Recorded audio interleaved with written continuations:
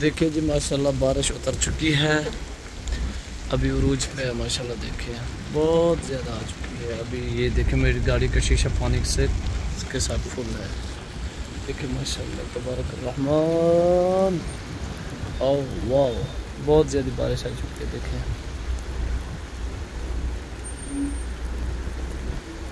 ओह वाह, ये शीशा देखिए मेरा। ओ इधर देखिए, ओहो हो माशाल्लाह तबारक अल्लाह।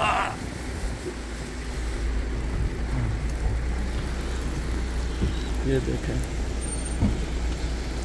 अब बारिश आ चुकी है फुल। सही, अभी बारिश फुल हो चुकी है माशाल्लाह माशाल्लाह रहमत।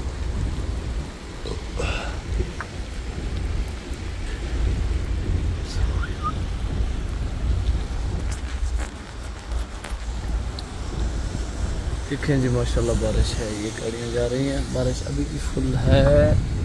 मैं थोड़ा वैसे इधर उधर घूम फिर रहा हूँ, कोई ख़ास काम नहीं है आज, जिसकी वजह से आज फ्री था। रेस्ट मिला, रेस्ट मिलने के बाद ये है मेरे पास कैरी डब्बा जिसे हम बोलते हैं, कैरी डब्बे के ऊपर है आज।